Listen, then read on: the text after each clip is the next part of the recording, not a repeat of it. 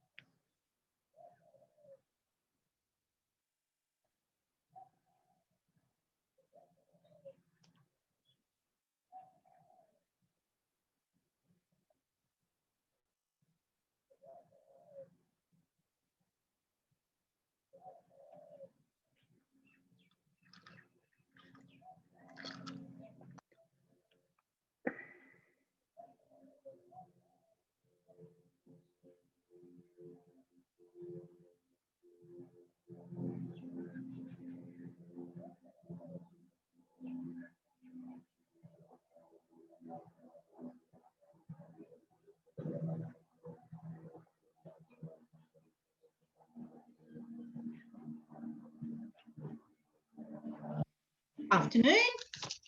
Hey, Sandy, how are you? Yeah, good, thank you. Nice day. Beautiful day. Where do you live? I live in Fenchurch Gully at the foot of the Dandenongs, so I don't actually live on the hill.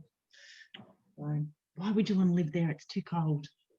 Ah, Don't laugh, it's cold. yeah. I haven't missed it this winter, I must admit. So it's been good not having to, be wearing puffer jackets and all the rest of it, and having your feet frozen and wet as you're clomping around through mud and all the rest of it. So yeah, it's been good working from home. Excellent. Good stuff. So more people have joined today. That's good. How's your day been? Sorry, I should have asked. Beg my pardon. Oh, it's been a pretty good day. Started early. Directors meeting at 8 and been going since. So yeah, so pretty good. And you're outside today. Yeah, it's too nice a day to be in the house now. I thought, I might as well. I was watering a bit, and I thought I might as well do it out here as long as the internet's cooperating, and so far it is. Cool. Well, change of scenery, always good. Well, it's kind of part of the topic today, so I thought, why not? Practice what you preach. Yes. All right, I'll leave you to it.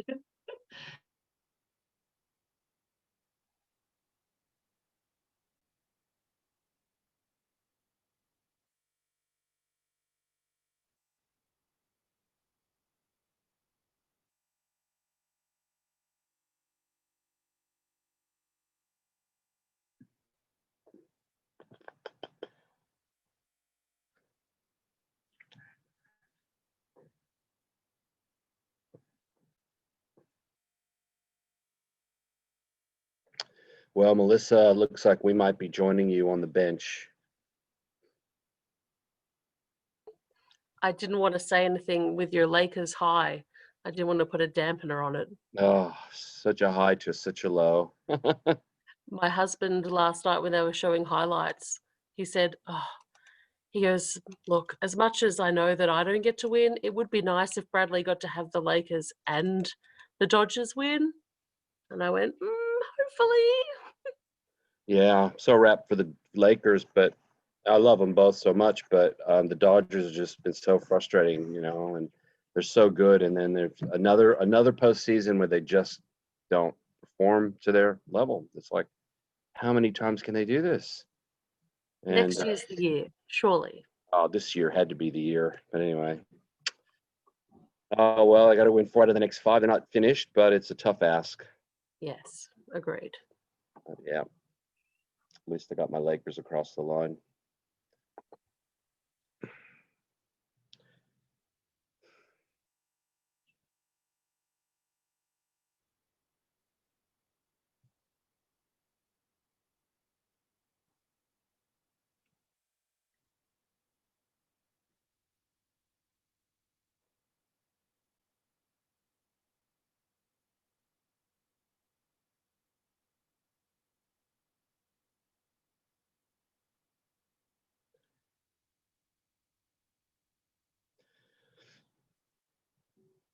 we'll just give it another minute and then we'll get into it.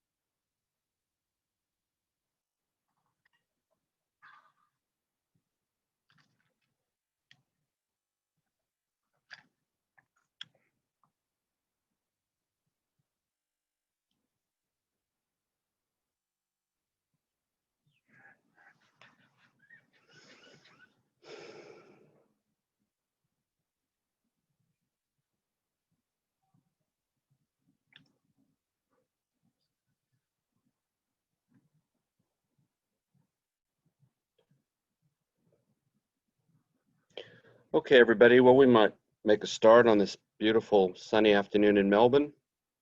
Welcome, everybody, to session number 6, moving along. Today, we're going to start with Dr. Fred's 10s, which will be probably about an hour, maybe a bit less, and then we'll move on and continue with Covey. But it's an interesting thing how they dovetail together, and that's why I sort of do it at this point. The 10s concept, and if you don't know Dr. Fred, he's a performance coach. He's 83, I think, now. He's one of the wisest men I've ever met. I've spent, I don't know, probably 50, 60 hours in classrooms with him over the journey, and very, very wise man. And he came up with this concept he calls the 10s, and it's a way to sort of focus on doing things that give you pleasure, make your heart sing, as he would say. And whilst it seems an obvious thing that we would want to do things that give us pleasure, we often don't focus on those. We focus on everything else, the obligations of life that we have to do, and we don't do what we maybe should think more of doing. And when we think back to Covey and the first three habits, and if you think about your enjoyment, your life, they really start to play in really well with Dr. Fred's 10s. Like, if you're being proactive, wouldn't you want to make sure that every day, as much as possible, you did things you enjoyed and that you were around things that you enjoyed? And again, if you second habit, begin with the end in mind, shouldn't your life be focused on enjoying yourself, having a really great life, even though, yes, we have obligations? Shouldn't that be a big part of our focus? And first things first tell us if we don't start to plan those things and we don't put the big rocks in, then all the water and the sand get in the way and create a blockage. So now there's no time for those things. So when you think of the first 3 habits about your own lifestyle, it plays in so beautifully well with the concept of the 10s. And the 10s is just an acronym for using numbers 10, 25, 50, 75, and 100 to denote different types of things. And Dr. Fred, it's funny, when he does this, it's a little bit hard to follow. And I, being an accountant, I sort of standardized his philosophy, and I actually put it in my book and gave him credit for it. But in that, I acknowledge, I got the idea from Dr. Fred, but I turned it into sort of something that's a little bit more understandable. And in the diary note that you got today, there's 2 documents. One is an explanation of the 10s, and the other is a worksheet. And I'm going to get you to use your worksheet today in this first session. But when you think about the 10s, what it's about is things that give you pleasure, things that make your heart sing. And they're classified into different ways. And I assume you guys can see that. And it's not a very hard concept, but it takes a little bit of effort to do it. When you look at these things and you start with 10s, these are everyday things that give you pleasure, whatever they are. They're all small. Might be giving the cat a pat, having your morning coffee or tea, telling your kids or your partner you love them, having breakfast with them, looking out at trees that you really like, going for your morning walk, Going out, you know, for a quick walk in the afternoon on a nice day, watering the garden, you know, when it's nice, having your favorite meal. If you really like a snack, making sure you have that more often in your day. The idea is that the more tens you can have in a day, generally the more positive your day is going to be. Even if you're working, even if you've got all day that, you know, you're under the pump, if you think about making sure that you're taking the time to have those tens as you go, you're going to have a better day. And it's a pretty simple concept to think about, that most of us probably have never really taken the time to go, well, I'm just for a minute, I'm going to focus and write down all the things that could happen to me in a normal day, normal day, not a COVID normal day, but in a normal day, and at the moment, COVID normal, that make my heart sing, that give me pleasure, that are easy, that I can just do. And I swear to you, if you do it, it makes you focus on these things so much more. And you actually go out of your way to make sure that you're doing these things. And it's a funny thing, but you just do, and you go, yeah, that's one of my tens, you know, and you start to think about that psychologically, that, no, I've got to open the blind. I love looking out in our backyard from inside the house, but at night, if Sally and I are watching a movie or something, and it's, you know, particularly summer months, we might lower the blind so it's dark, and you wake up in the morning, it's dark, and I've got to go open the blind because I want to look out. You know, I want to see the sunshine in the morning. You know, I get up really early these days, and I'm always go out before the sun rises, and I often watch the sunrise. And it only takes a few minutes, but I really like it, you know. And if it's cold, I put my hoodie on, and it's just a 10. It's something to do. So what the tens are is just that. It's simple, easy things. As you move up the scale in numbers, they become more involved. So 25s are things that you have to plan. You know, again, normal times, you have to plan to have a massage, or to go to the movies, or to go to a show, or go out to dinner. Usually you plan maybe a quick weekend away somewhere. You know, treating your children or your partners to some surprise. All those things are 25s. And basically, you can't do 25s every day, but it's really nice if you know in your diary that you're regularly building 25s into your life. That, you know, if you really like getting massages, you're making sure you're booking in your 1 or 2 a month. If you love to go to the movies, you're making sure you have a movie night, you know, whatever it is, once or twice a month. You love to go out to dinner, you're making sure you create variety and you enjoy doing that. You might be scheduling your weekends away every 8 weeks to make sure you get a weekend away somewhere if that's what you like to do. It's these things that you can do that take a little bit of planning. First things first, begin with the end in mind, but you can do. Some of these things can be tax deductible, hence why they're called a 50. That's things like maybe you can take a client out for a meal somewhere, or for entertainment somewhere, or you can tie in going somewhere with business to make it tax deductible. You know, every time I go and do consulting in New Zealand or anywhere in Australia, I tie it in with a holiday. So I make my holiday essentially tax-free, because I can claim it. I can claim the travel. I can claim a lot of the meals. I can claim, you know, car expenses if I have to rent a car, all as part of it. And I make my trips, whether they're 25 or a bigger trip, I try to make them tax deductible wherever I can. So a 25 are these things that you should have. And if in a normal time, it's really nice to have, you know, 4 to 6 a month of these things that you're looking forward to. We're going out to dinner, we're doing this, we're going to the movies, we're going to go on a nice drive. Sally and I love the Dandenongs, and there wouldn't be a month that goes by in normal times that we're not up in the Dandenongs. Usually every weekend we have a drive down to the peninsula, down the Great Ocean Road, up to the Dandenongs. That's something we love to do, get away and just have a nice drive somewhere, we'll go to the beach. That's our 25s. As we move up the scale, 75s are bigger things. They take more planning, they take more money, they're bigger events, and you're likely to have, you know, if you're lucky, you might have one in a year or 2. And they're things like, as it says, buying a new car or buying a new house or doing a major renovation or a big trip. You might be your annual 1 or 2 week trip or longer.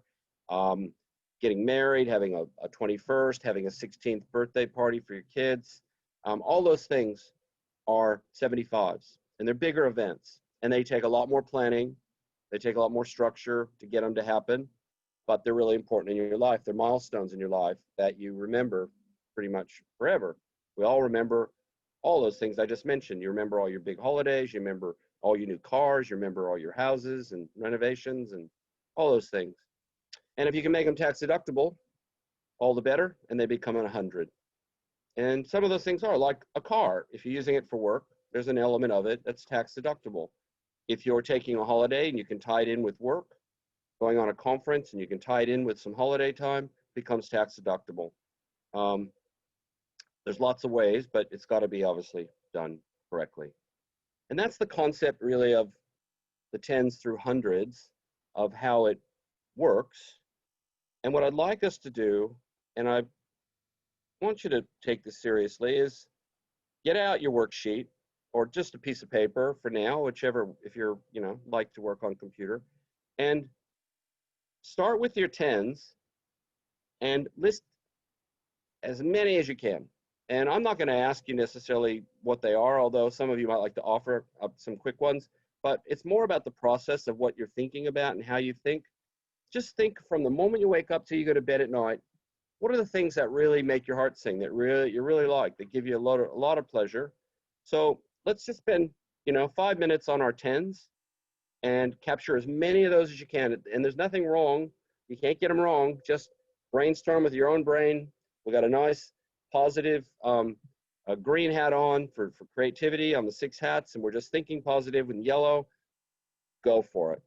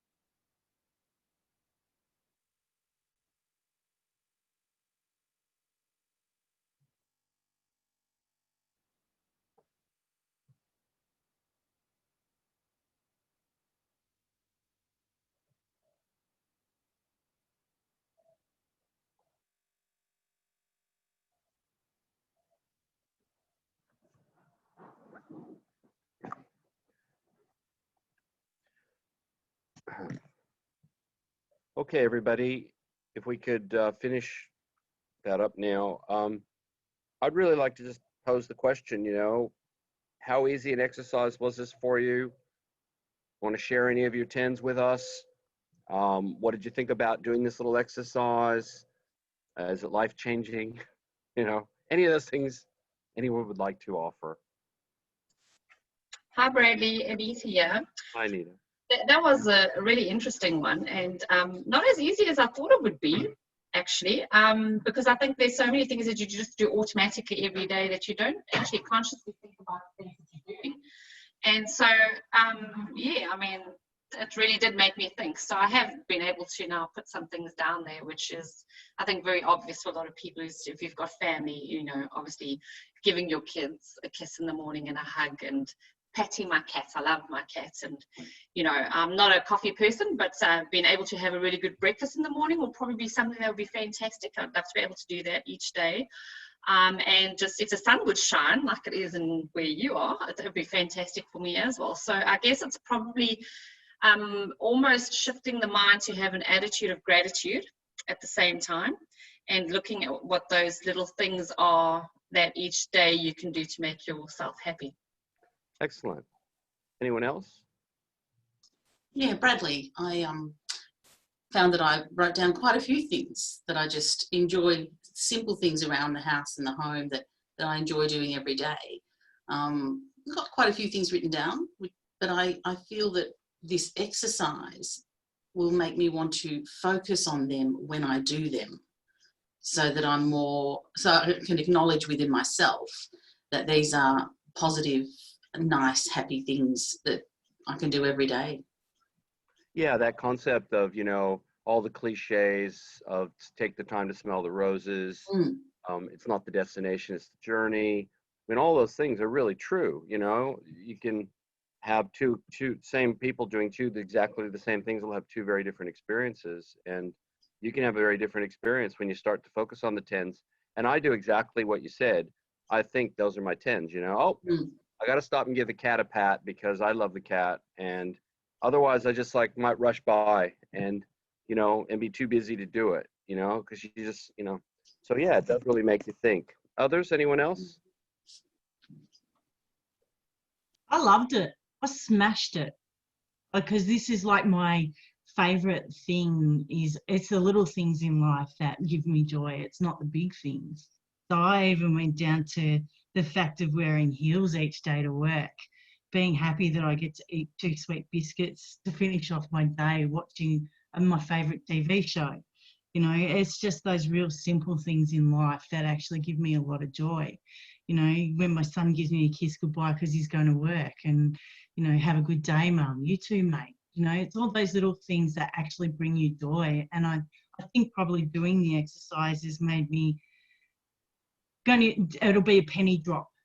It'll be, oh, that is 10. That's what they were talking about. So I think that's the good thing. So yeah, I loved this exercise. It was good. I don't know how I'm going to go 20s to 25s to 50s, but that'll be different.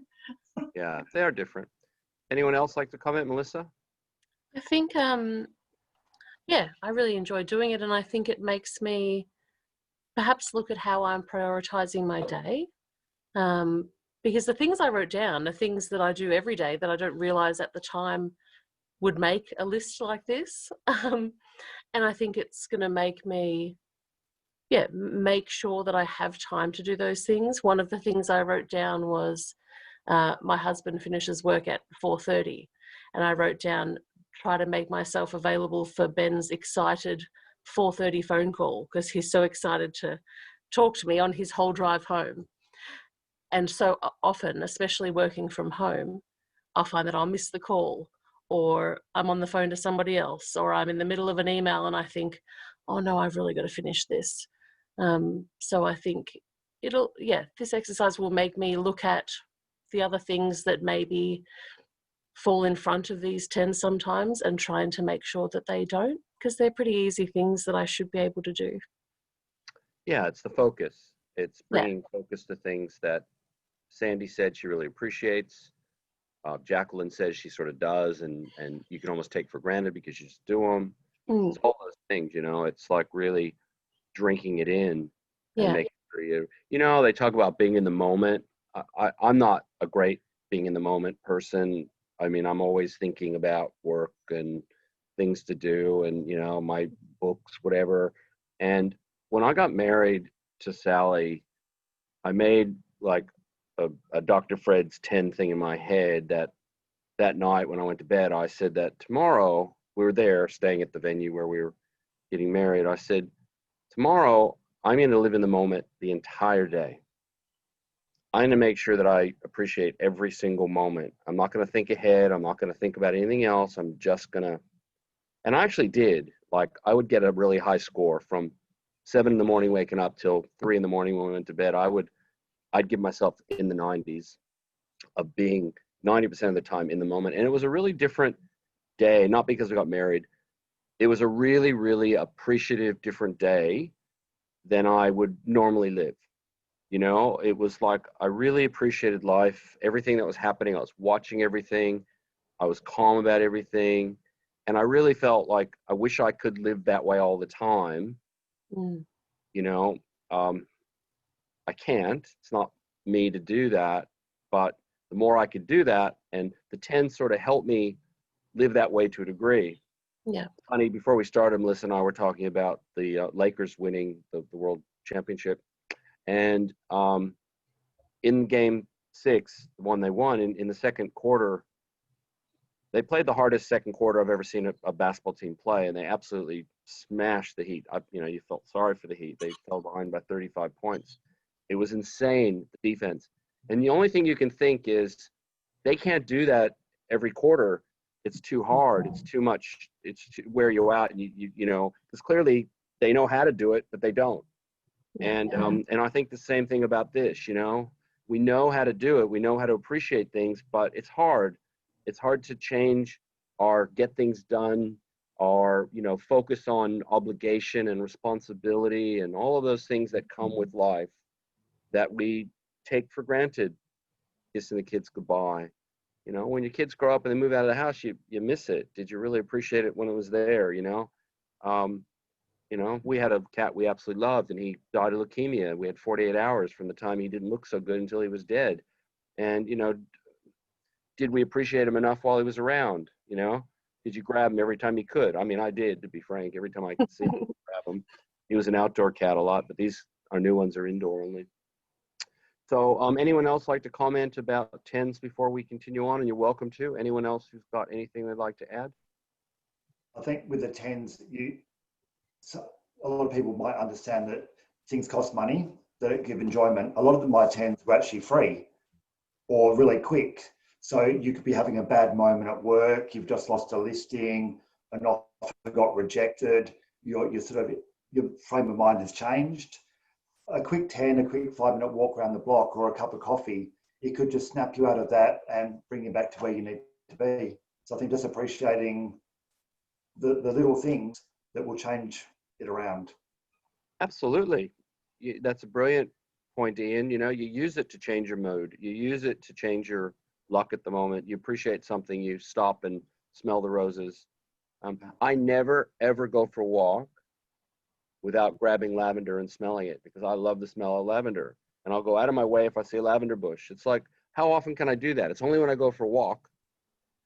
It's like, that's a 10 to me, you know, go for a walk. And if those freesias are growing, the wild freesias that grow a certain time of year, they're the best smelling things ever made, you know, and they're only out for like 3 weeks a whole year. So grab those. That's it, you know, just pick the moments. Yeah. Anyone else have anything they want to add on 10s? Yeah, Bradley. Hey, Morgan. Here, mate. Yeah, so something I keep bees, mate, and I haven't purposely done it, but every morning I'll go down to the bottom of the garden and I'll check out the bees before I go to work. And yeah, they're out doing their thing bright and early. And I don't know, mate, it just gets me in a good place looking at them doing their thing. Excellent. That's nice. I remember you told me that. And anyone else got any 10s comments? I was thinking I love getting up when it's warm, you know, in summer and seeing the sun. But then I thought, well, you know what? I actually love it when I have a warm shower in winter when it's cold. Yep. So, you know, there's positives in everything. Yeah, and the more you have, the more of these tens you can think of, and you could keep adding to your list, you know.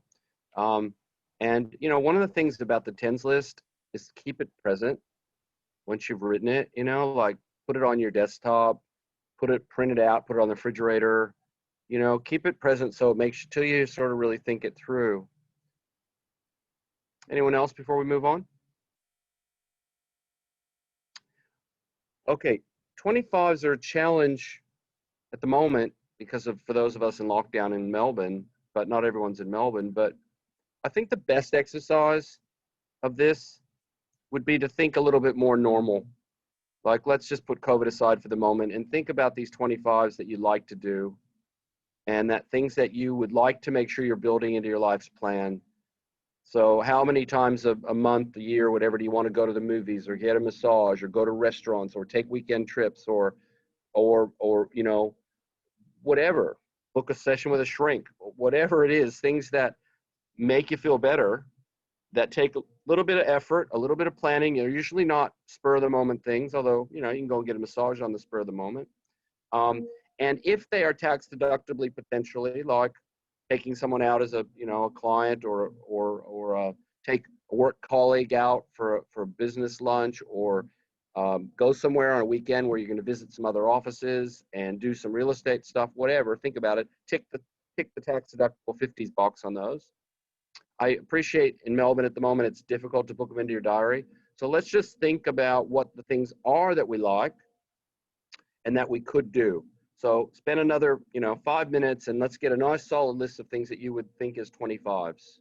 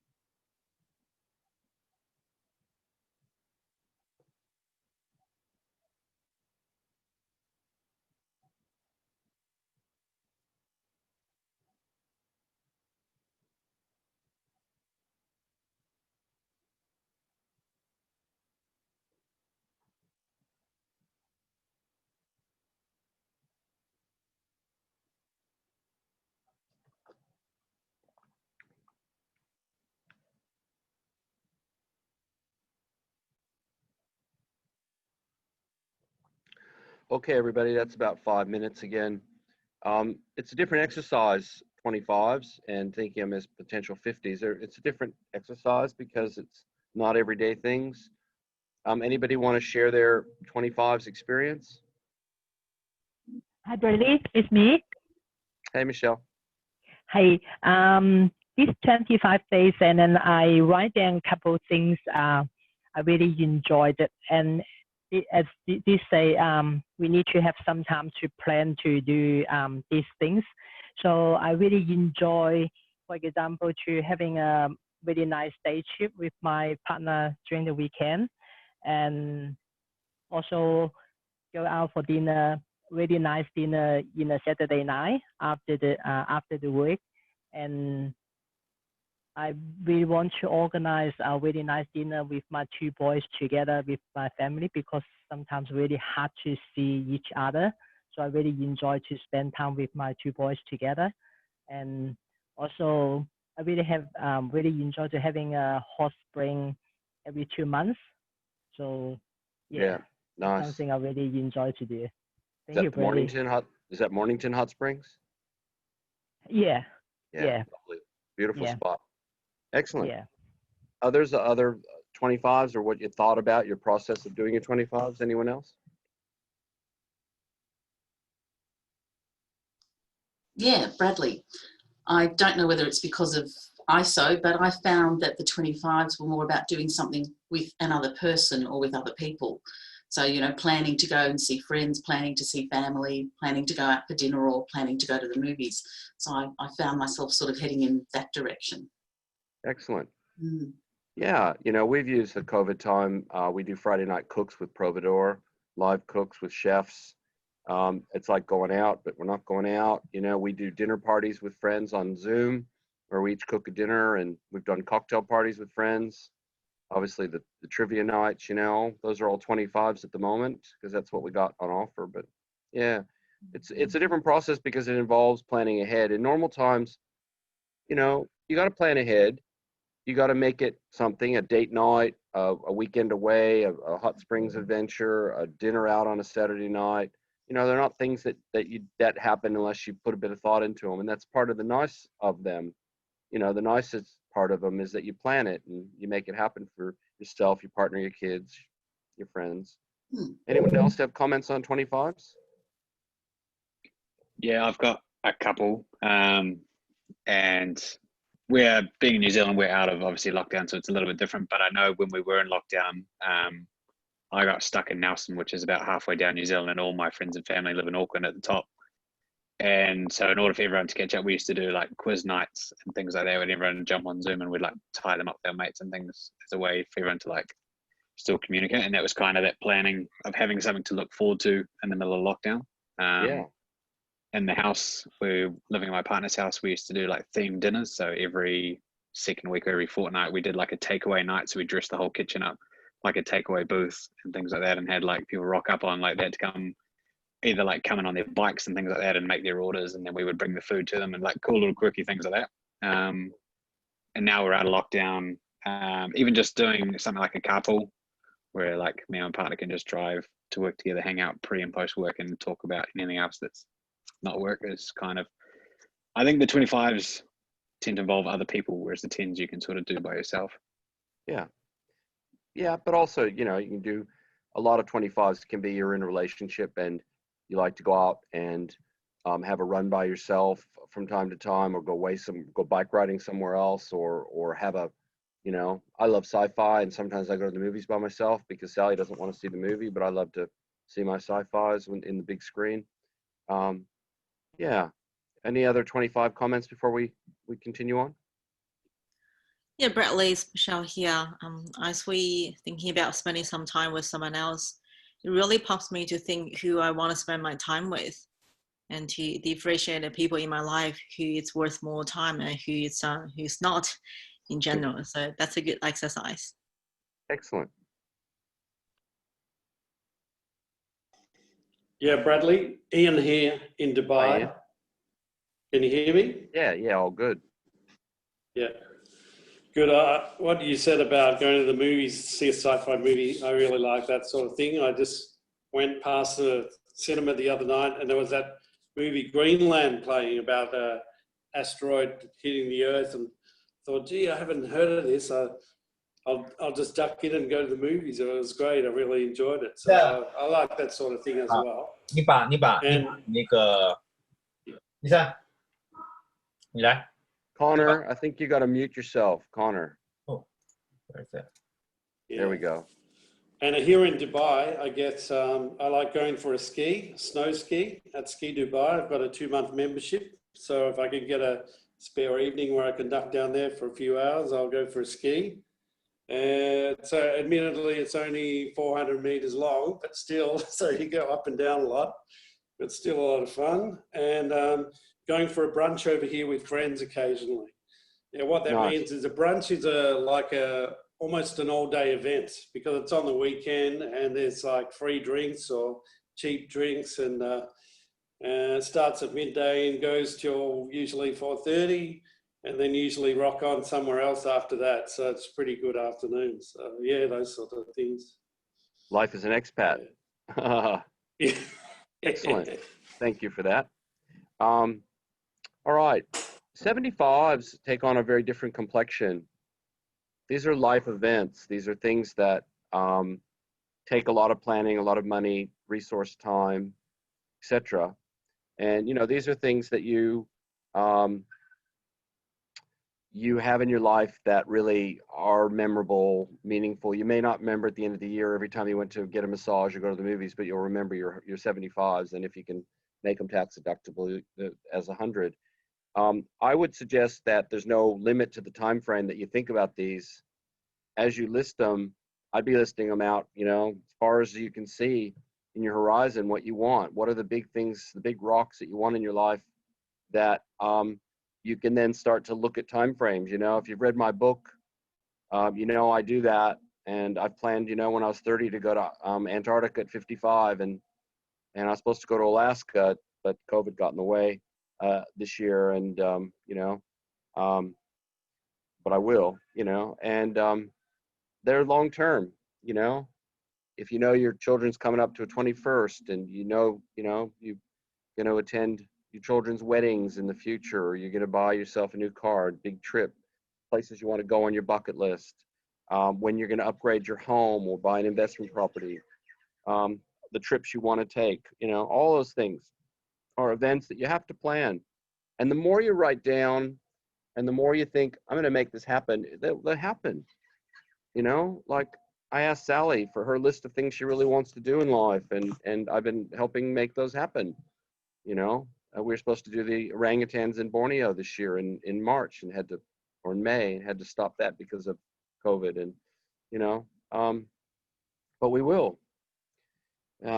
So let's spend a few minutes thinking about what are these 7500s and when are they likely to happen. If you can't book them in your diary, at least you can put the year when you'd like them to happen, and then it can help you to try to work towards those. So let's spend a few minutes doing that.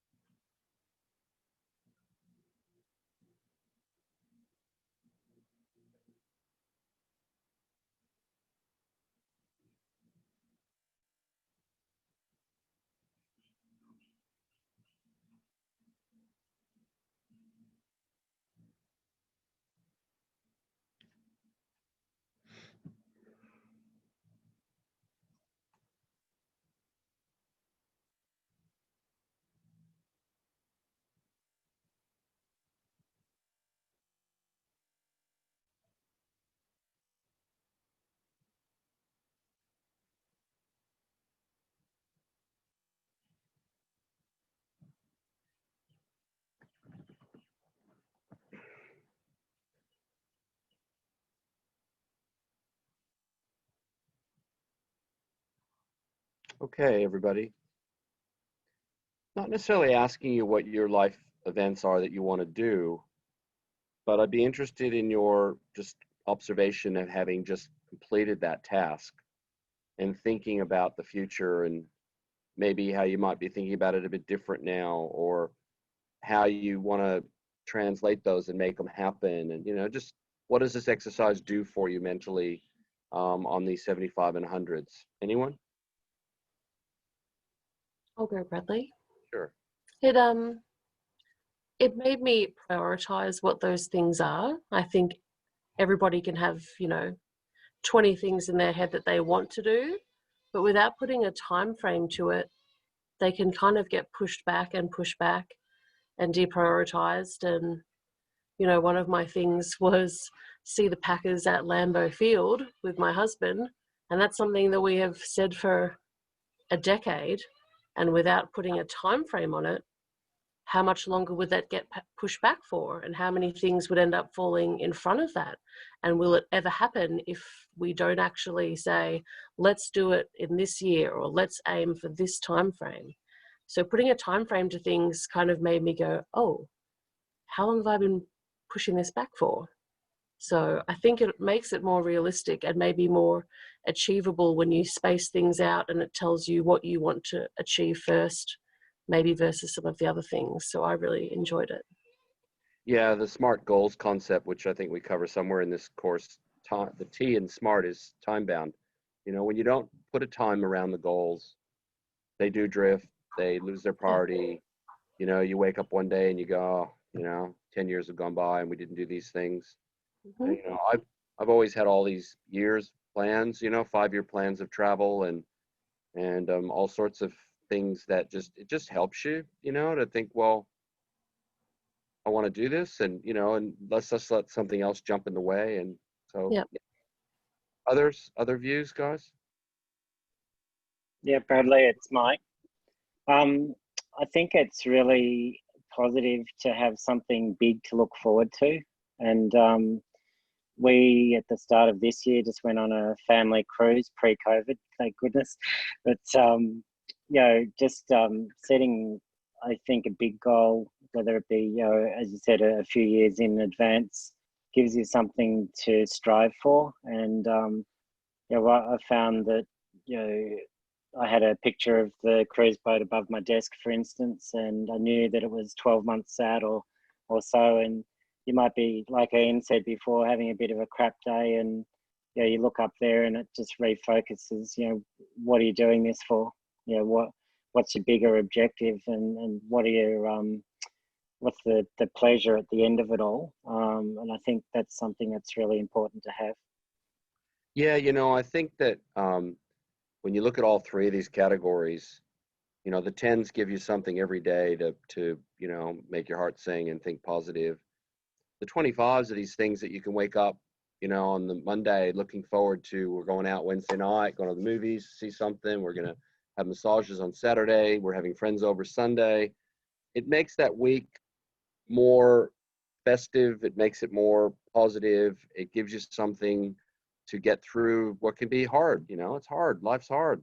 Life's not easy, and we all work hard, and we have lots of pressures and financial issues. And so it just gives you that focus. And then when you have the 75s on top of that, where you've got these big events that you're working towards, and that, in 6 months' time, we're taking 2 weeks with the kids to go here, or we're going to go and, a trip we've wanted to do to see the Green Bay Peckerheads, as we used to call them, but the Green Bay Packers, that's what we called them.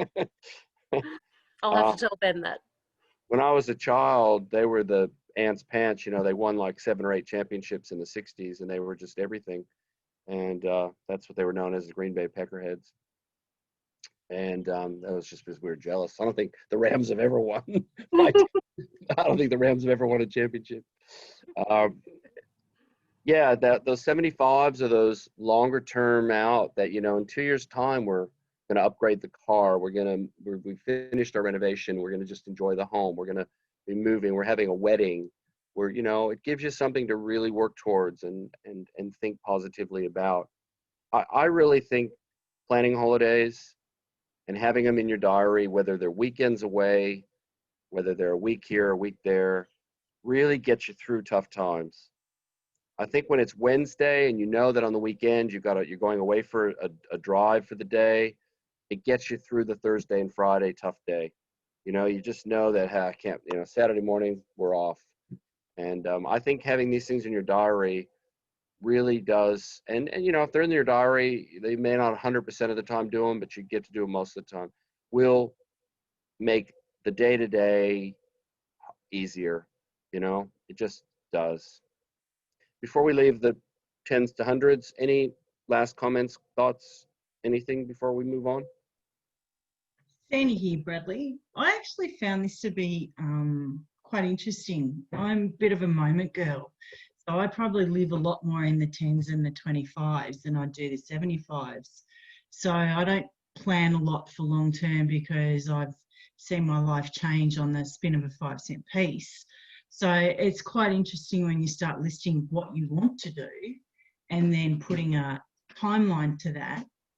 It makes you think that long term and longevity.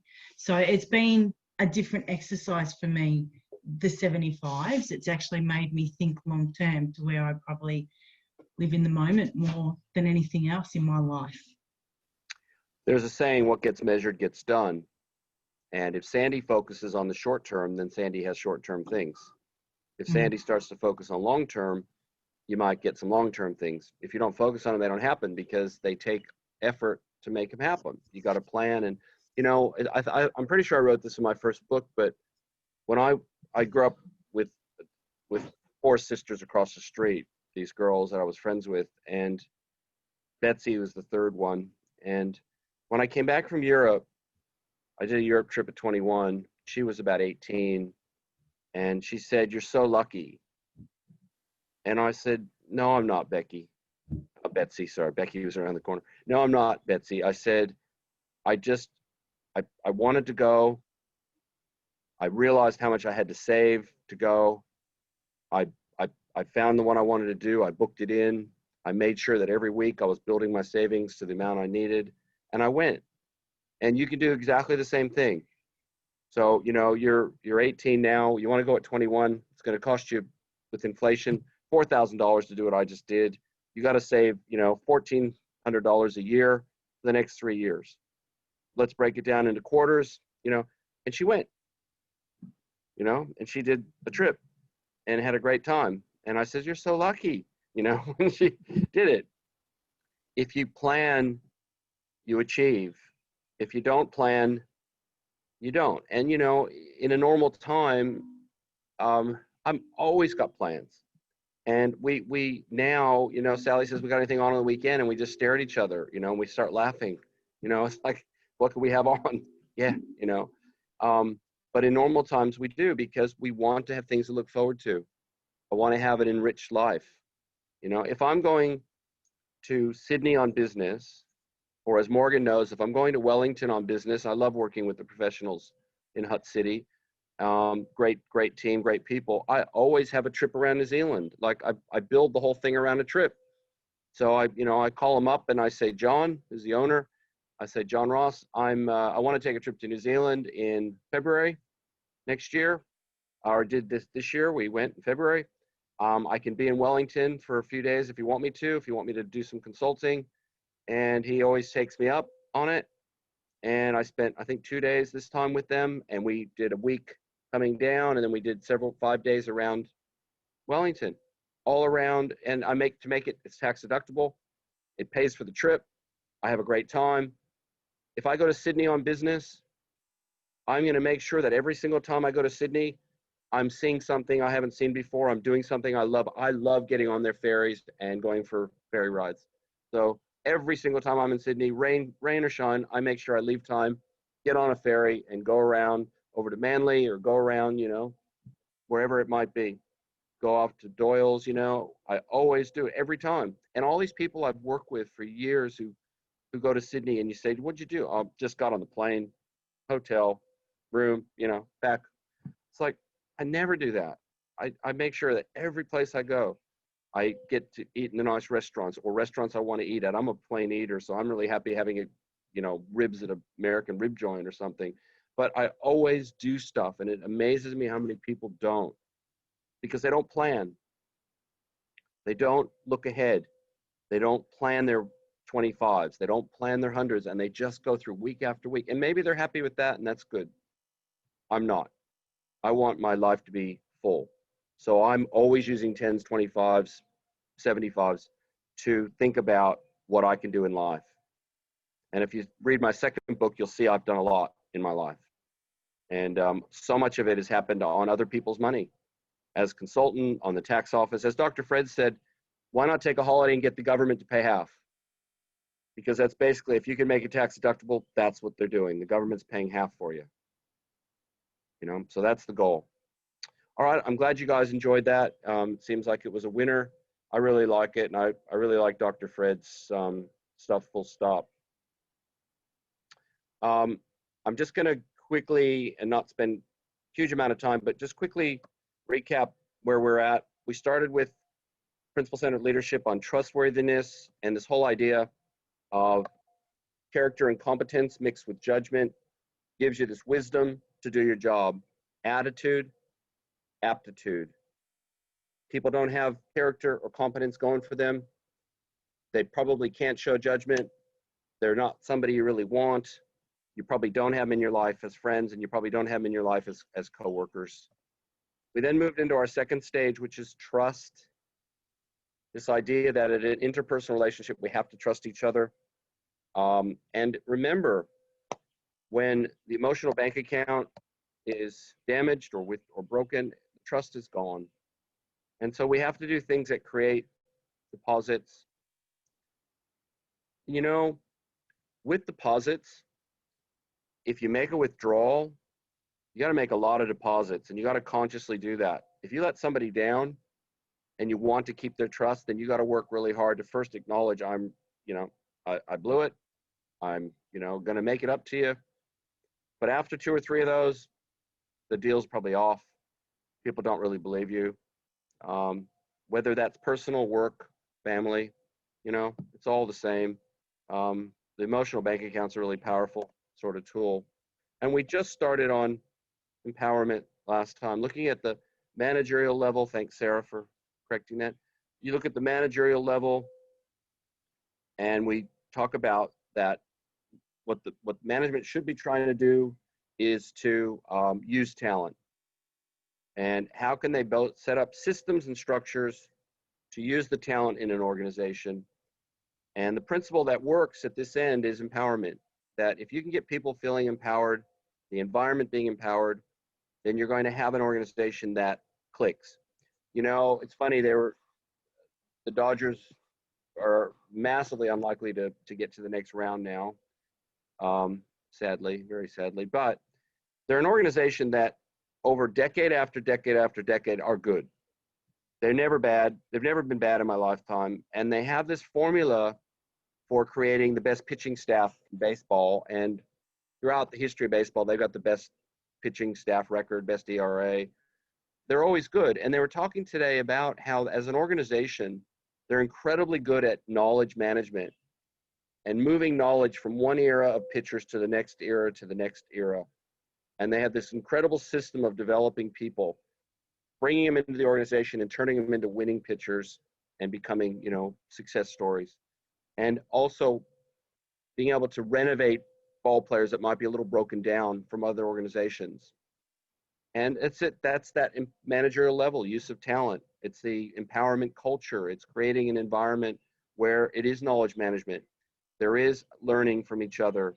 There is win-win situations. There is the Covey, sixth habit of synergy. There's all those things going on. And that's what you're here in this forum to try to learn more about. How do you do that?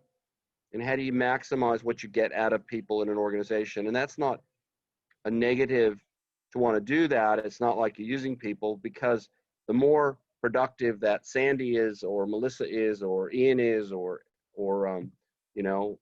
Michelle is in their work, the more satisfied they are. And the happier they go home every day, the more financially safe they are, all those things. It's win-win. The better you do, the better we do. The better we do, the better you do. And when you can create that environment, then you're doing your job as a leader. And at this level, we talk about this concept of win-win agreements, and we're going to look at a whole lot of things about how you get the most out of people. And I love this part of the course as an HR guy. I've never lost being an HR person. This whole shift of paradigm, which is such a powerful statement that we're going to say right now, that the accomplishing tasks through people versus building people through the accomplishment of tasks. It's such a simple set of words, but it's a complete paradigm shift of being successful as a manager and leader in a business when you're building people through the accomplishment of tasks versus just getting things done. Can I make you better by giving you more responsibility, giving you more autonomy, making you more empowered? You know, when I first started as an accountant, I was an auditor, we'd go on a job, and there was always in every job, there's, in an auditor, say there's 30 different areas to work on. And new people would be given, which were called FIPS, very nice term for first year people. We were given cash, debtors, job after job. And as a aspiring CPA or chartered accountant in this language, you have to tick off a certain amount of areas in your first 2 years to become. And cash is one of them, debtors another, but so is creditors, and so is shareholders' equity and the tax accrual and all these other areas. And I would go on job after job and I would get the same work because I'm new, they'd give me cash. And they were just accomplishing tasks through people. When I became a senior, the first thing I started to do is asking my people working for me is, what haven't you ticked off yet? What are you trying to do? What do you need to learn to do that you haven't done? Oh, I haven't worked on shareholders' equity yet. Well, great. You can do that on this job. I'll help you. Here's the budget. And I've always thought that way. It's innate in my mind to think about making people better in the jobs that they do. And so many people I worked for coming through the system was purely accomplishing tasks for people. Couldn't give a stuff about your growth, your development, your enjoyment, your nurturing. All they want to do is get the job done. Does that make sense? So I think this is a super powerful understanding with just very few words of the paradigm shift to what you're trying to do with the people under your charge and around your charge, is that if you can help them to grow as a result of what they're doing, then they're going to feel more satisfied. They're going to feel better. They're going to be more loyal. They're going to be more productive. It's going to be a better outcome for everybody involved. And it's the start of this whole win-win agreement that you're trying to achieve. Management is all about the head. It's planning, analysis, control, systems, processes, all vitally important. Leadership is all about the heart. It's feelings, it's emotions, it's connectedness, it's sense of respect or values that I get. It's much more intangible, which is one of the reasons why sometimes managers say, you got to get rid of that stuff. Business is business, right? Got to leave the personal feelings out of it. Got to leave all the emotion out of it. It's business here. And let's not get all this tangled up together. Well, the fact is, we aren't automatrons that can sort of shut off our emotions when we go to work. We bring those along with us. It's part of the whole package that we all have. And as much as we might try to deny our emotions, shut them down, we obviously can't really do that. And so we need to deal with the whole person, first as ourselves, and then with others in our organization. One of the newer areas of research that I think has been exciting that illustrates these two areas more is IQ and EQ. How many of you are familiar with some of the emotional intelligence research that's coming out? Some of you are. I think it's very, very powerful research that's beginning to show that it is the leadership dimension or the emotional dimensions that make the huge difference in our effectiveness in life and in our teams and in our organizations. Very quick synopsis of one study that was done at Harvard. They took a look at the medical school, the law school, and business schools, and they went back 20, 30, 40 years, and they examined the entrance exams, which are really a surrogate for IQ testing. And they tried to figure out, is there a correlation here? Did the brightest people end up being the most successful in their careers and in their lives. And so they tracked down a lot of those people. There were hundreds of them in this study. And they studied them, talked to their peers, talked to family, got them to do self-assessment. And what they actually found in a number of cases was a negative correlation. The brightest people were actually less successful than those who weren't quite as bright, but were very high on the EQ dimension, on the EQ side of things. At University of Berkeley, California, they did a similar study of PhD scientists. In fact, similar studies have been done of Nobel Prize-winning scientists to say, well, surely the brightest ones are the most successful. Well, obviously, to be a PhD scientist takes a certain level of IQ. But what the research found is once you get to that club, once you get to that level, IQ is a horrible predictor of success. It has zero, or in some cases even again negative correlations with success. EQ is a much better predictor by a factor in that study of 4 times. Over a 40-year period, EQ was a 4 times better predictor of the success of those scientists than IQ. What he's talking about, if EQ is not a term you're over, it's emotional intelligence versus just intelligence of IQ. And emotional intelligence is about how you relate to people, how you have 20/20 vision of what's going on around you. And EQ, by far, to me, has always proved to be significantly more valuable as long as somebody has a reasonably good IQ. And I've worked with lawyers at the very highest end and the smartest people in our society, a lot of them, you know, the 99.95 graduates. And you see both. You see these people who are really, really smart and have a super low EQ. You see people who are really smart and have a good EQ, and they just smash it because they can relate to people. You know, people who have really high IQs often can't relate to other people. They don't work that well in a group. So I love this. The reason I show that last video is he says that you manage things and you lead people.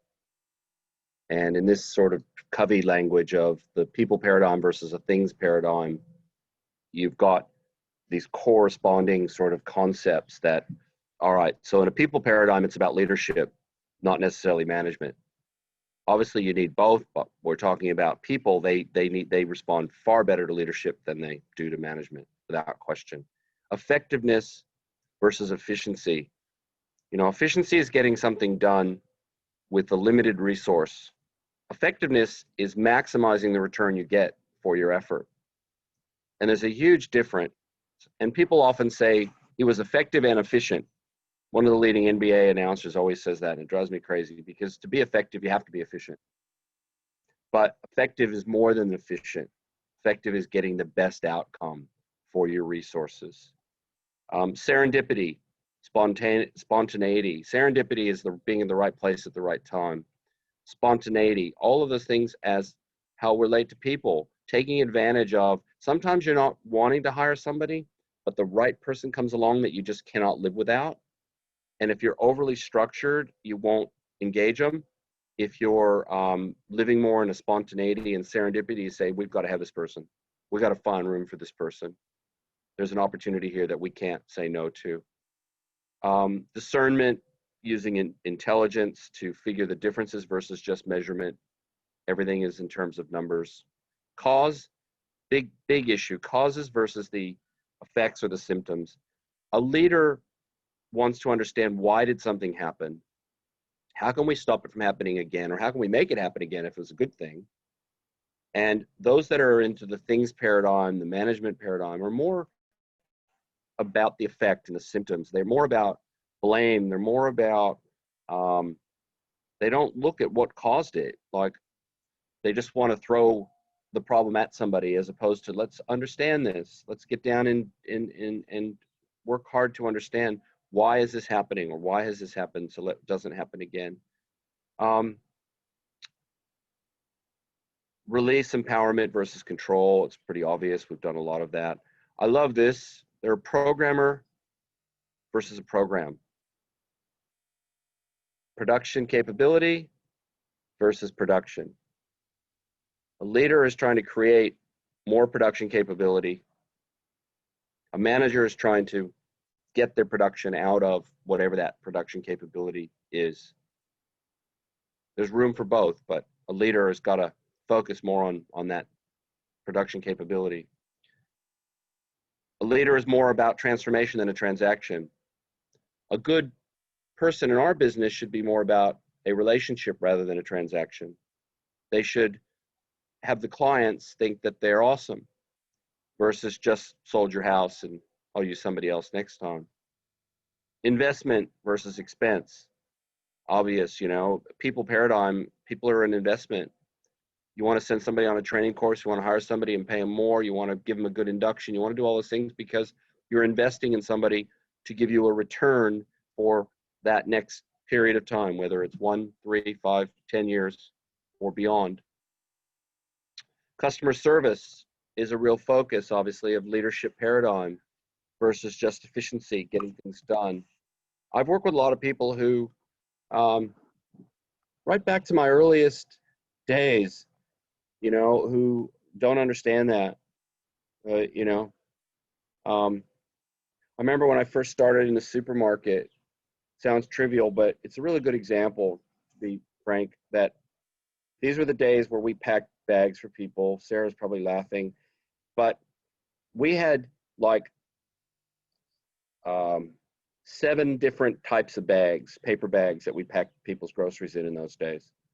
We had little ones, bigger ones, we had cold ones, we had big ones, we had, you know, double bag, you know, we used a double bag, and we had all these slots to stick all the bags. And the people that were responsible for this before I was made responsible for it used to shove the bags in so tight because they wanted to get as many bags as possible into each of the checkouts. We'd had like, you know, 10, 15 checkouts, but you couldn't get them out. And to try to get one bag out, you'd either scrape your knuckles or you'd pull out 10 at one time. And then what are you going to do with them? Because you're trying to pack people's bags. As soon as I became head box boy, Sarah's laughing, I'm sure, I'd no longer allowed anyone to fill them to about that high to the top so you could easily get straight in. I was being effective. They were being efficient. You know, I was looking at customer service and being able to do things really quickly. They were thinking, well, we have to fill the bags less often. And it was a complete difference. And everyone was like, oh, thank God for that. You know, we're not scraping my knuckles anymore. We think of principles, the Covey principles versus just a technique. So you spend time trying to explain to somebody where they might have gone wrong or how they would do things the next time to get it done better, rather than just giving them an answer, rather than just telling them how to fix something. Make somebody go away and think about something rather than just give them the answer. Definitely synergies versus compromise. Compromise means we get the lowest outcome, usually. Synergy means we get more than what we started with. And, you know, every time you're compromising, usually it means you have 2 people who are not happy. You know, that's your outcome. 2 people are slightly unhappy or completely unhappy. And we obviously think, as we talked about earlier, it's about abundance mentality versus scarcity. The better we do collectively, the more there is for everybody. And the more you can create that within your environment, then the more successful that environment will be. If anyone's got comments or questions on any of this stuff as I go, remember, don't hesitate to chirp in.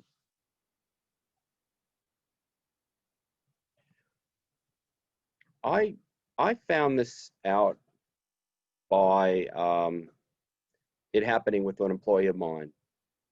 So, sorry, I'm just trying to get this thing right. So these are these levels of initiative that people have at different stages of their time in a job. Everybody who starts a new job is usually going to be down at the bottom, but as they progress and understand more, they get more and more to a level to where they are what we would call empowered to do their job. And, you know, the starting point, of course, as you can see, is wait to be told. And then you start to ask for things, and then you start, oh, maybe make recommendations, and then you do it and go and tell somebody you did it. Then you do it, and in your weekly or monthly reporting, you talk about it, and then they just eventually, it's just their job, and they just do it. And I'd had a few PAs probably at this point, maybe 5. And then I went to work in a new law firm, and the managing partner, or the chairman, sorry, said to me, we know you need a PA, but the girl we think is the best one here, she's young, but she's really good. She's away. And we recommend that you wait for her to come back. And I did. I waited like 6 weeks for her to come back from an extended holiday. And she's the first person that ever worked directly for me that got this and was just almost immediately up to just do it. She was incredible. And she was so proactive about helping me to manage my diary and manage my day and remind me of things that needed to be done. And she was awesome. And I really saw this in real life, how you can have people who are at all different levels of initiative, and how you can get people who are at this far end of initiative, and what it means when you have them working for you. And I think this is a really important thing about the people that work for you. I hired somebody recently who said to me that they really want to make a difference, and that they would like to have regular meetings so they can know if they're doing well, what they need to do better. They really want to take as much responsibility away from who they're working with as they can, so they can do more themselves. And thought, wow, this person talks the talk, and hopefully they'll walk the walk about showing a great deal of initiative, and I believe they will. Covey's, one of his real concepts is servant leadership. And remember, comes from quite a religious bent. So a little bit of this reeks of that a little bit, but not much. But he calls a servant leader as a really effective leader, someone who's serving the people that they lead. The law of the harvest is that, and we probably have a video about it, but it essentially, think about a farmer wanting to harvest their crop, how much effort goes into getting to that point. And it's the same thing as a good leader. You want to grow your people to be effective, and it takes a lot of effort. You know, you hire a new salesperson, you hire someone like Connor or Michelle or whoever, Michael, and you got to put in a lot of effort into these people for them to eventually be very successful. And that's the same thing. You hire someone as a junior accountant, and you develop them, and they learn all the systems, and eventually they really pay back to you because they're doing a great job, and they can just do the job and get it done. And that's this concept, is that you have to invest. You have to make a real effort to get out the other end somebody who's really effective and has a high level initiative and empowerment. Questions are really important. I always say to people, I'd much rather you ask me a question and save us both a long period of time, rather than just guess and waste a lot of time. I don't mind questions at all when new people are starting, but as I say, you shouldn't have to ask the same question more than once or twice. You should take notes. If you're doing something wrong and you're told it's wrong, you should remember and write that down so you don't do it again. But questions are good. I learned that early off in my Arthur Young days as an auditor. Our seniors, one of the things we were taught at Arthur Young incredibly well is always take the time to answer the questions of your juniors, because it'll save them so much time, and therefore the job will come in a lot better. And you know what was a really interesting thing is that when we started to do work and we had 4-hour budget to do cash, the manager would say, or the senior would give you the instructions and say, after a half hour, I want you to show me what you've done. I want you to come back with all your questions and show me what you've done. And you say, all right. And you'd come back after a half hour and you'd show them, and they'd say, you're perfectly on track. You're doing it right. That's great. They answer your questions, and you go and finish your work. Because the reason for that is that if you were getting it wrong and they didn't talk to you until you were done, you might have wasted 4 hours of the budget by doing it wrong and have to go right back and start over. And I thought that was a brilliant way. So that whole thing of answering people's questions, of helping them to grow and develop quickly, saves everybody a huge amount of time in the long run. And if you're focused on the cause, to get rid of the cause rather than the outcome, the people around you won't feel like they've got to hide mistakes or they've got to cover up, because you're not about that. You're about helping to fix it. You're about everybody getting better. I'd have to say when I first came to Fletcher's, it was a real, the other, you know, it was a real environment that, you know, people were really afraid to make mistakes. Tim was pretty tough, taskmaster. And, you know, I had to really change the culture to focus more on, it didn't matter if we made a mistake on something. Let's just find out why we did it wrong and how do we overcome that so we don't have a problem again. And I think when people work in that environment, they will feel a lot better about their job and about, you know, being honest about things, because they don't feel like they're going to be whipped because they make a mistake. It's like, all right, you're trying to do the best you can. I appreciate that. And we all make mistakes. Everybody makes mistakes. If you're making the same mistakes though, you're not listening, you're not trying hard enough. If you make really dumb mistakes, you're not trying hard enough. But if you're trying hard and it can be seen that you're trying hard and you make a mistake, well, so what? Live with it. Everyone's got issues. Everybody's got good days and bad days. Everybody brings something from home. People have accidents. People get sick. Everybody's got something. And ultimately, you want to win the loyalty and you want to have the best team, then you're supportive of the people that you have. The concept that the grass is always greener and there's always a better employee waiting to join you is ridiculous. Everybody has flaws. Everybody has issues. Everybody has shortcomings. Everybody. And the more you focus on the people you have and help them to develop and grow and do their job well, if you have the right people with character and competence, then you're on a winner. If you determine that they don't have the character, they don't have the competence, get rid of them. If they've got that, then you be supportive. This is an old management cliche, you know, if you just solve the problem for them, they'll be back again too soon. You got to make people think. They've got to come up with answers. I hate my team that work directly for me. No, I really hate when they just tell me a problem. I got enough problems at work. I don't want to hear a problem. Tell me the solution. All right, this has happened. We think that we can fix it by doing this or this.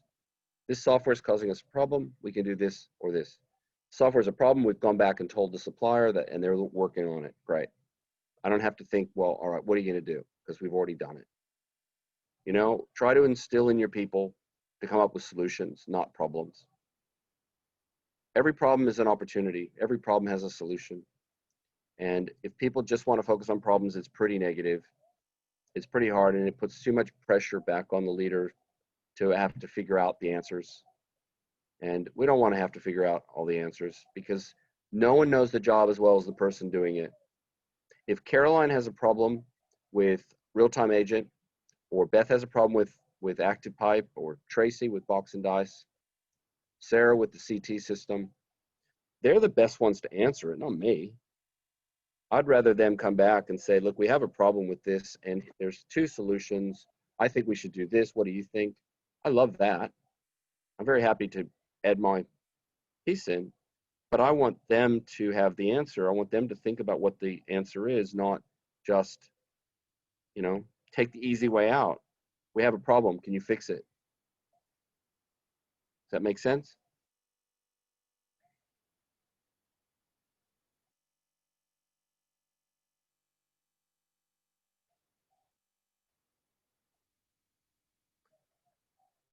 You know, if I've coached, I can see Connor in my screen, and I've coached him, I think, just once where he's come to my office and we had a bit of a catch up. Ben and Rob work very close with Connor. He's got a great future. And you can't really help Connor unless you understand what he's capable of and what his shortcomings are. You can't help anyone by just generic stuff. So the most effective leaders know the people that work for them. They know how to get through them. They know what they're good at. They know what they're not capable of, or they know where they can grow. They know what they can do better. And that's what you really want to try to focus on, is understand the people under your charge and realize from your position, how can I help this person to do better? How can I get their strengths to really work more for them? How can I get their weaknesses to become less of an issue for them? So the more I understand their capability, the more I can be a coach, a mentor, the more I can help them strengthen themselves. And everybody has issues. Nobody is a 5 in every category. Nobody. everybody's a 3 or a 4 and some of them, and a 5 and others. And sometimes they're 5s and they don't really take advantage of it. You know, some people are incredible at certain aspects of their job, and you just got to figure out, how do we get them doing a lot more than that? How do we get them doing so much more of that? Deposits, deposits, deposits, helping people with their long-term growth and aspirations, talking to people about what they want to achieve. And sometimes you can, and sometimes you can't.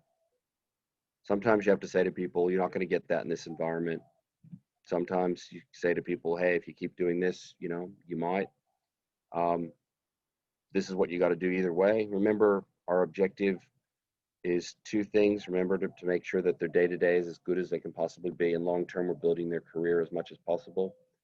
That's our goal. And that's what you're trying to do through trust, trying to help people to overcome their issues, trying to focus where you're going to be next year or the year after.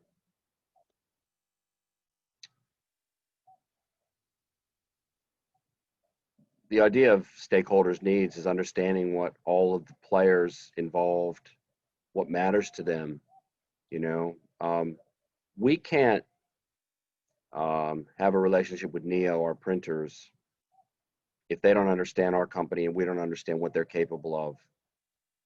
And so it's the same, like I can't help my directors if I don't understand what they're trying to achieve. I can't help someone coming into my office as a salesperson if I don't know what they want and what they want to achieve. You have to understand where people are coming from and what they want to help them to try to achieve that. The more Neo understands us, the more they work effectively with us. The CEO of Campaign Track and I have got a really good relationship. I try to have a good relationship with all the CEOs of our major suppliers. And Tim Dean texts me all the time from Campaign Track. And, you know, I make comments and then he follows them up. And they're trying to sort out that photography system that we wanted. And Tim's chasing him there. I've told him to speak to you directly. But that's the idea. Like, what do we need as a stakeholder? You know, what's important to us? How can a supplier supply us if they don't know that? How can you as a leader help people if you don't know what they need and what they want? And not enough time is spent on that. And it's a really important part of it. We talked before about the leader being a visionary and understanding what's happening in the market, what's happening in the world. Could you imagine if me and the leadership team weren't focused the last 6 months on what's next and what's next and what's next? You know, I don't say this for any other reason than being the leader. I'm the one who said to all the department heads right at the beginning of COVID, figure out how your staff can work from home. And it was like, every one of them said, what do you mean? Like, are we going to have to work from home? It's like, figure it out, because I think we're going to have to work from home. And I think it's going to happen really fast. So figure it out. Go away, talk to all your people, figure out who's got computers, who doesn't have computers, who can work from home. Let's look at all our software. What can we do? You know, how can we do this if we're not in the office? All these things. That's what we do. That's what a good leader is doing, is looking ahead as much as possible, investing in people and investing in systems for tomorrow and the day after. And the more you can do of that, the more effective you will be in guiding and helping the people under your charge. Production capability only comes from working on the system. If you don't work on the system, you don't make more. You're just doing the same thing. It's that real estate person who says, I've been in real estate 10 years, they're writing 250,000. It's because they've had 10 years doing the same thing. They've never really worked on their system. They've never worked on their ability to get to 350, 450, 550, 650, and grown their thinking. And if you don't do that, you don't grow. You know, think about the last 3 years at Fletcher's. We've completely changed the way we do sales, documentation, the whole admin system around sales. We've completely changed the way we completely run property management. We've changed every aspect of marketing. We've changed all our branding. We've changed all the software we use pretty much in that time frame. All of those things. We've worked on the system to make it easier for people to do their job, to make it cheaper for us to get the job done, to make it better customer service experience for our staff and our clients. 3 years, we've done complete change to Fletcher's. There's not much the same as we operated 3 years ago.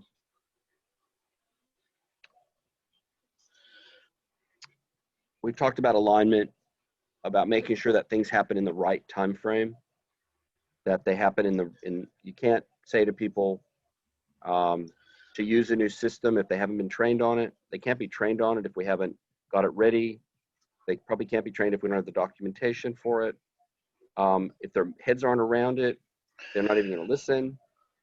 You know, all sorts of issues about alignment to make things work. And, you know, we're working on proposal point now where we've put it in place. We're now fixing all of the things that people are identifying. We've approved a few more last week, and Beth put 3 more to Sarah and I this week to look at improving some of the things on it. We've got a good system.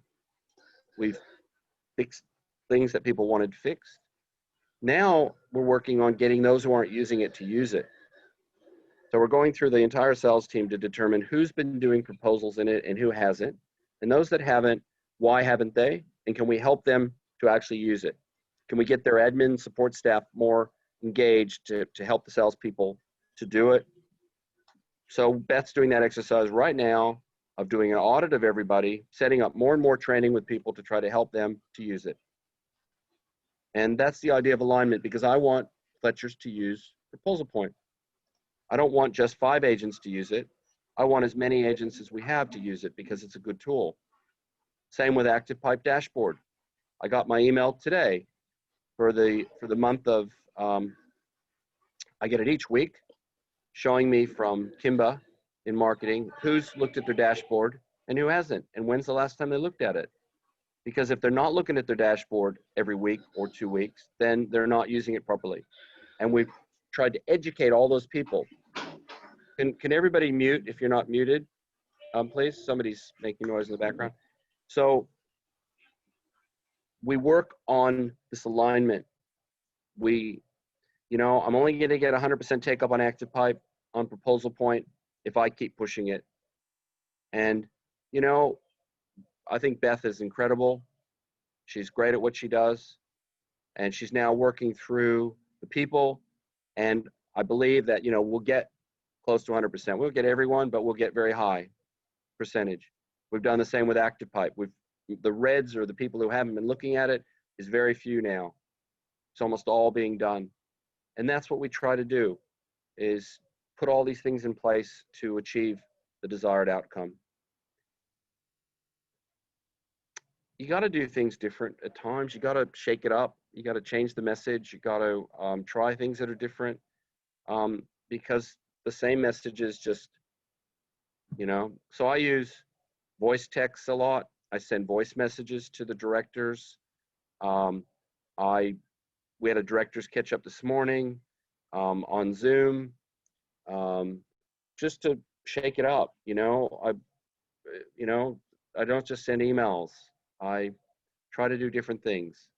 I call people directly. Imagine that. We just try to do things differently. You know how many times I say to the staff who work for me, we just call them? Stop sending emails. We haven't heard from them in 3 days. We just call them? I call them and they answer the phone. Just call them. It's incredible. All right, we're going to move on. What's our time? We've got time. We're going to move on to feedback. Does anyone have any comments or questions about what we've covered so far on the leadership concept?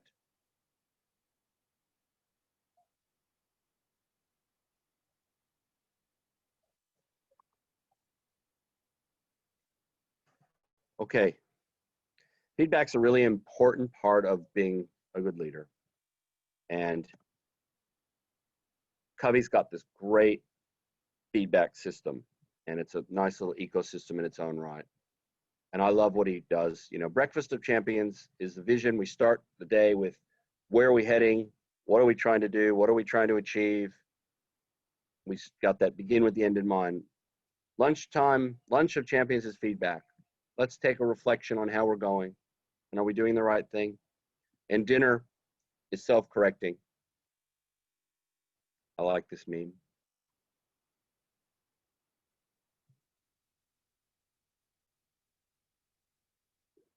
Does that make sense? Like, this is what we're trying to do, giving you feedback, we're self-correcting, and we're moving on. And we're getting better all the time. Feast on the lunch of champions. In other words, embrace feedback, both giving and receiving, because it's very, very powerful. And a lot of people, you know, not everyone likes feedback. Not everyone likes giving feedback. Some people really don't like conflict.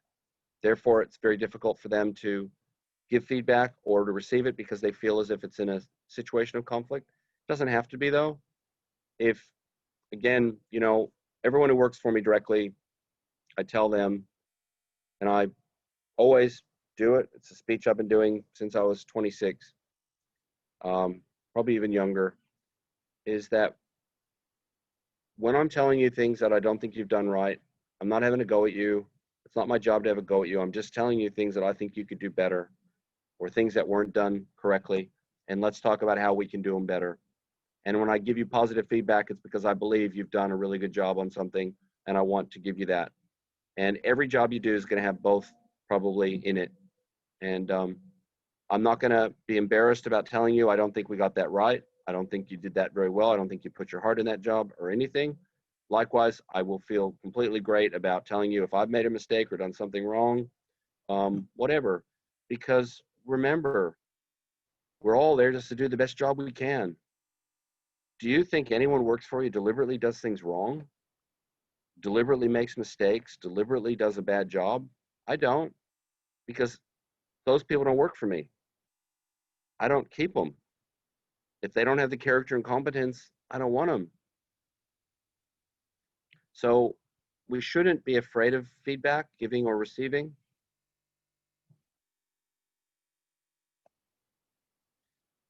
How do you deal with feedback? And this is really important as a leader in working out giving feedback, is to understand the process that people use to deal with feedback. And there's effective processes and there's not effective processes. So first thing that people should do with feedback is analyze it. They should start to get it in their head what's being said.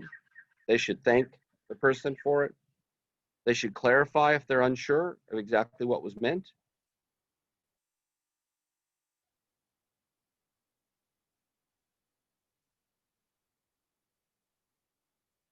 You should help to create a plan as to how we're going to get past this and over this, as opposed to just leaving people with, here's an issue. And it might be that, here's an issue. Here's something that you're not addressing correctly or doing right that I think we need to deal with. And today's Monday. I'd really like if you can come back by Wednesday with how you think we can overcome this. How can we fix it? What can you do? I'm happy to help, and don't expect you to have a worked out fully answer, but come back with an idea by Wednesday that we can talk through. I'm happy to help you with it, but I want you to give it some thought. I want you to own it and then give it some thought. And people who just accept feedback straight away usually are the passive resistors who never make any change. You got to be a little bit conscious of people who say, oh, I agree with you 100%. You're 100% right. Well, I prefer people to chew on it a little bit. I prefer people to not just readily accept it, but to think about it, to analyze it, to thank me for taking the time to ask questions, to say, I've got a plan on that. Yeah. All right, let me take it on board. I'm not 100% sure I agree with you, but let me go and think about it. Let me think about what's been said, and I'll come back. That's a lot healthier than somebody says, I agree 100% with what you've said, and then you never get any change. You never get them correcting.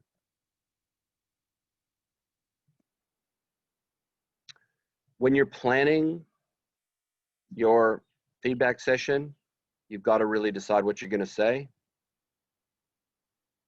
You should try like giving a good speech. You start with an outline, you give the main points, you summarize. Same thing, you should be summarizing what the theme is, why we're here talking today. when I've had people that are getting feedback and they're not performing their job really well, and they've been back in my office for another time, whatever, and I will say to them at the very beginning, you're not being fired or let go today, but I want to let you know you're very close to that, and you have to understand that you need to listen to what's being said, because your job is on the line, and if you're not listening, you're not going to be able to improve. Or I will say to people, you've been through all of the performance measures we've tried. Unfortunately, we haven't been able to fix it, and I am going to let you go. And you have to hear that first, that I'm sorry, but your job is finishing. And then tell them they don't hear anything else after that anyway. But what is the theme? Theme might be, you know, I really like what you do generally, but this area really needs some improvement. We're getting a lot of feedback from people that you're not focused enough on the detail or this. Here's some examples. I want to talk through that with you because it's an important part of the job, and I'd like to understand why this is happening. It's a, you know, general theme, and then you go into the detail. See, my experience with people, and I've done so much of this, if you just catch people on the fly and say, hey, you know that mail list that you're doing, it's missing some people, or it's not being done right, or whatever, that's just a little work thing that they don't really pay much attention to. But if you call someone in your office or sit down with them at their office and say, look, we really need to talk about this. This is of concern.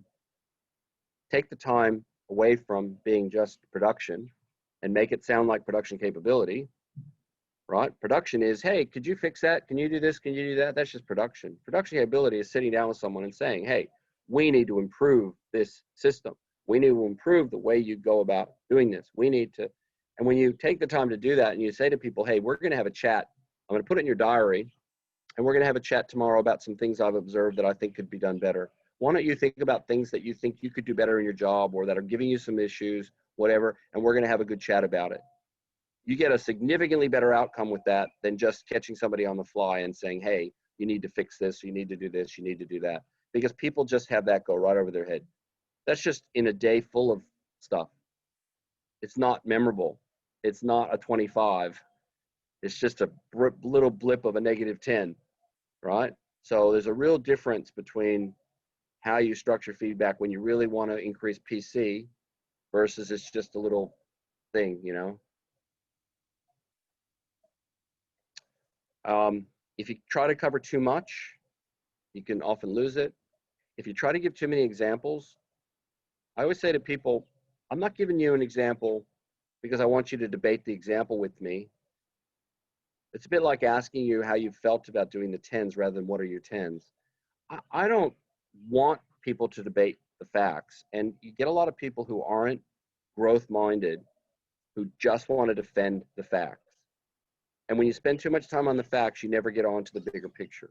So I only use facts in support of what I'm trying to get across rather than focusing on the facts. So I might say, you know, I've said that you have to be prompt on this job because it's really important. For example, you know, you have to start the phones, and twice in the last week you've come in late. You've been here at 5 past, whatever. That means our phones weren't being answered at the appropriate time. And what I would like to do is understand why that's happening and how can we fix that? What do we need to do to get you here at 9 on time?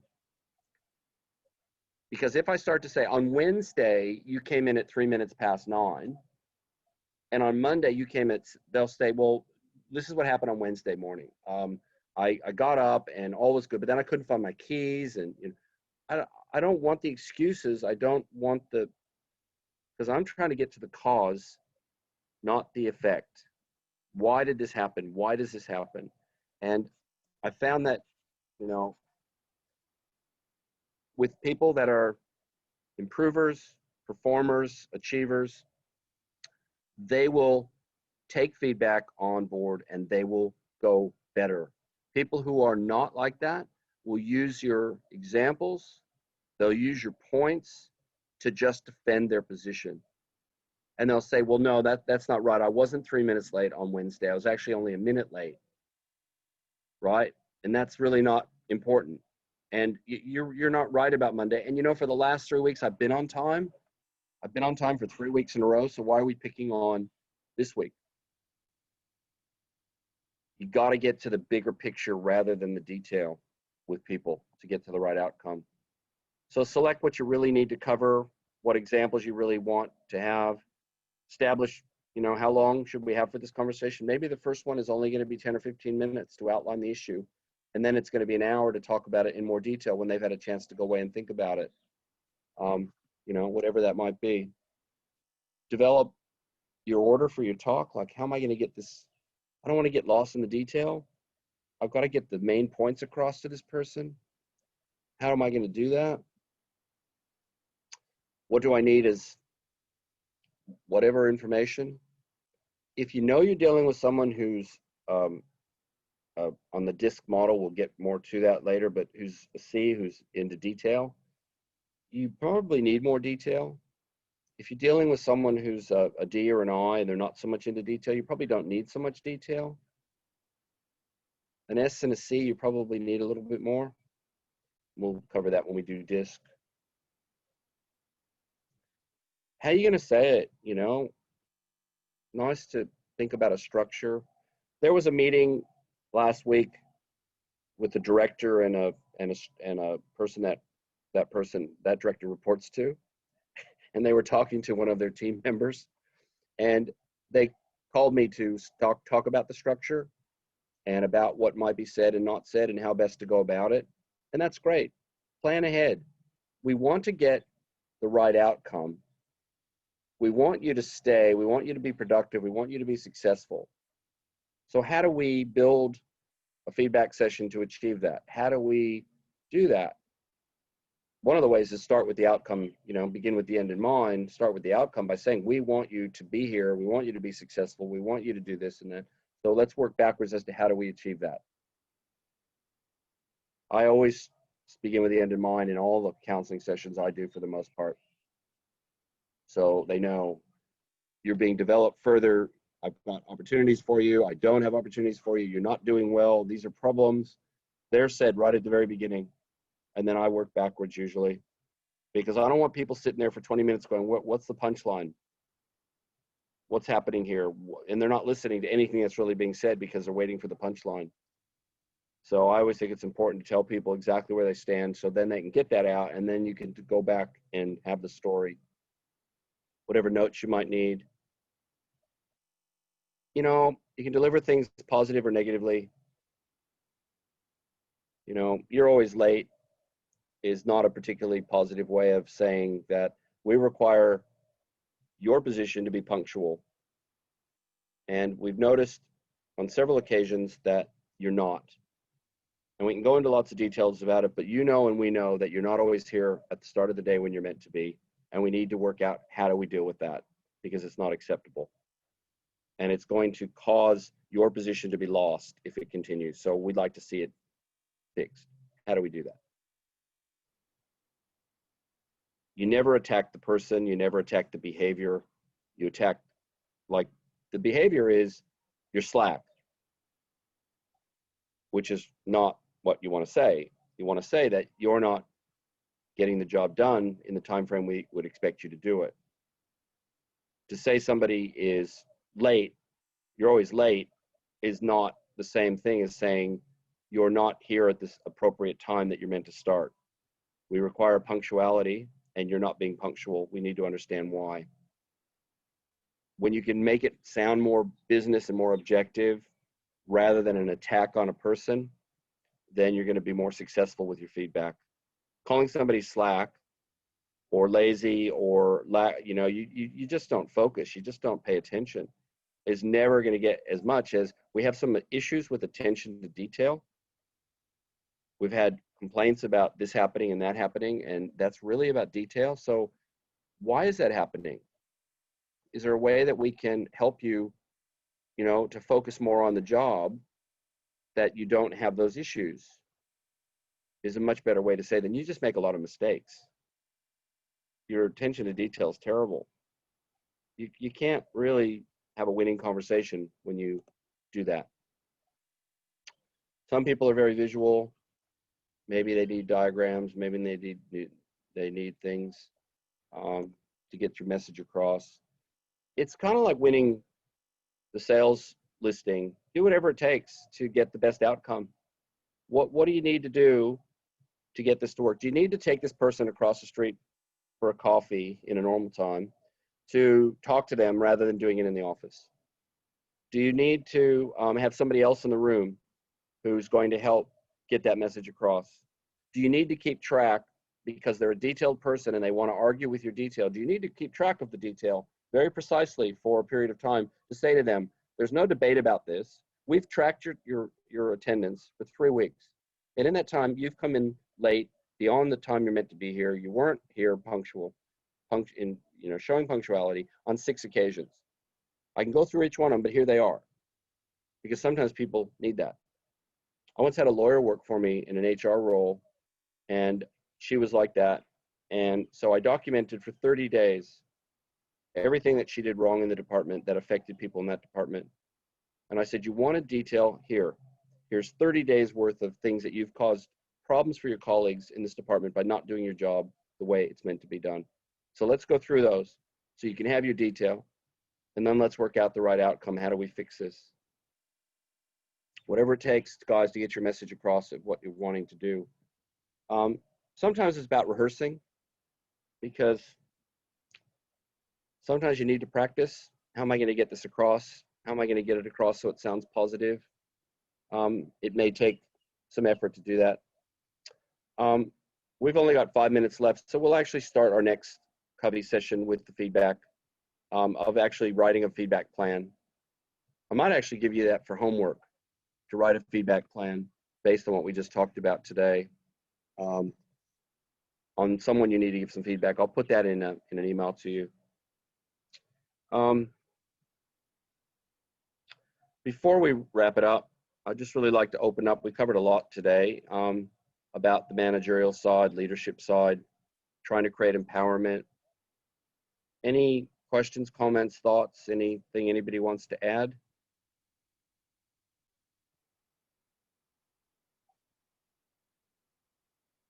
Got nothing? Just quickly, I really like the idea of leadership versus management. I think often people describe someone as the 2 words together, and it was interesting hearing it being 2 separate things and looking at that on the screen, what the difference between those things is. I kind of went, oh, they aren't one and the same. And I think looking at it that way was, yeah, really cool to see the difference. Yeah, when you're working on P, you're a manager. When you're working on PC, you're a leader. Yeah. And that's an easy way to really think about it. If you're growing and developing and enhancing, you're working on capability. When you're just making sure that people have what they need and that they're doing the day-to-day job that they're meant to do and all of that, then that's usually just P. Yeah, I found that so interesting. Yeah, and that's the management side. Mm. Yeah, and there's a place for both. I think the best organizations have far more time spent on leadership than on management. I think, as I said to you guys when I first started, there were people that in all the jobs I were in that just supervised and just reviewed what everybody else did. Yeah. Imagine having somebody today, when you think about it, whose entire job is just to check what somebody else did. Could you imagine that? But that's what salaries used to be paid for, even at Fletcher's when I first started, there was somebody who spent their whole day reviewing the work being done by 3 other people to make sure it was done right. That's such a different day than today. First of all, very few employees would even put up with that. It's not necessary, but very few people would even put up with it today, because we're far more empowered as people than we were even 10 years ago or 20 years ago. Imagine standing over the shoulder of a millennium and telling them all day, you can get that right. You can get that right. They last about 30 seconds. Say, hasta mañana, I'm out of here. Other comments, questions before we finish up?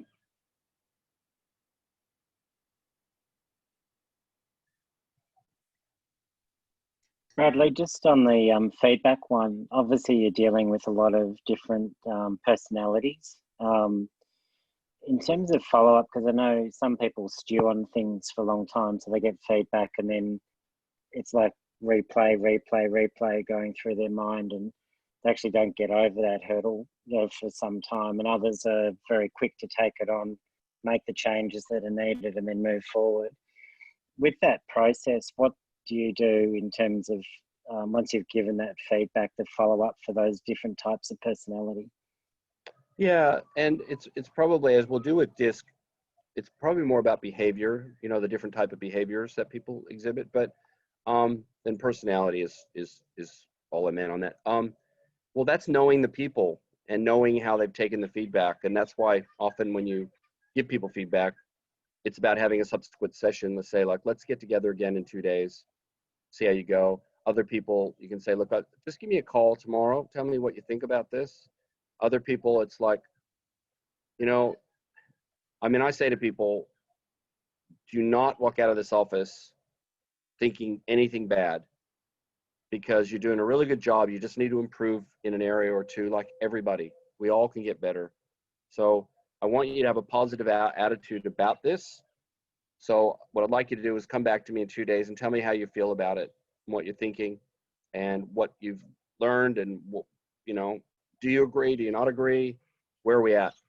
So I think it's knowing the person, and from that, and how they are, and what feedback you have to have. And often I will have feedback with somebody, and there might be more than me in the office, and I can see that they haven't taken it well. And I'll often go and see them an hour later, or I'll go and call them, say, how are you? You okay? You know, you didn't seem to take that particularly well. It shouldn't have been a surprise, but maybe it was. You know, one of the things about feedback, I always believe, is that as little as possible should be a surprise.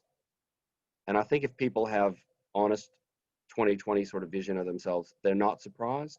And everybody who acts completely surprised, it's like, well, that's why you're having this feedback, because you don't have a clue. Like, you know, you're not in touch with what's really going on.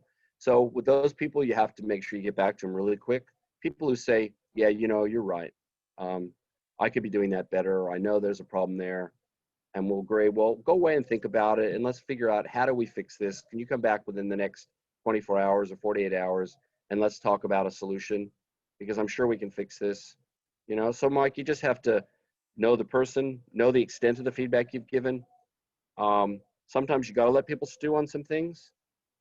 Sometimes people need the hard message. But caring about people and going back to them as quickly as you can is a very powerful thing, I think. Because I can guarantee that rarely anyone, well, no one at Fletcher's that I would know of would want to be hurting anyone. You know, if you're giving feedback to someone, it's not because you're trying to hurt them, you're trying to help them. You know, you're trying to help them do better. You're trying to help them get over something. And, you know, we're all human. And when we, you know, learn about messaging, you know, we think of something in our brain and we code it. And then that coding comes out of our mouth. It travels through the air. It gets received by the ears of the recipient. It gets decoded by their brain. There's a lot of chances in that for it to go wrong. Sometimes, oh, that's not what I meant to say. No, you didn't understand what I said. No, you've misunderstood what I've said. You know, like, there's a lot of things in communication that can go wrong. And so, you know, watching somebody, watching their body language, watching their acceptance factor of it, watching their attitude as the meeting's ending, to say, you know, I should have saw this coming, or I did see it coming. I do understand it. I can completely relate to why you're saying what you're saying. I need to go away and think about, how do I, wow, it was sunny when I started and now it's raining.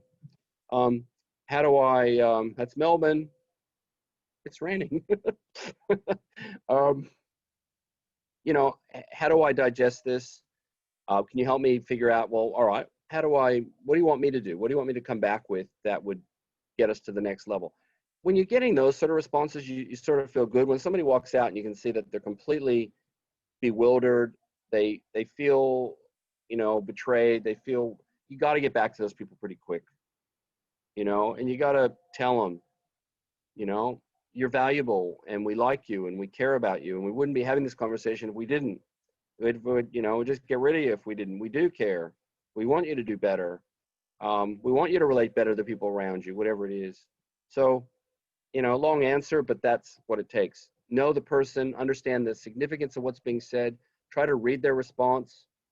You know, when I interviewed for Fletcher's, a headhunter contacted me, and I'd been interviewing, you know, I was an HR director, I was a guru of interviewing.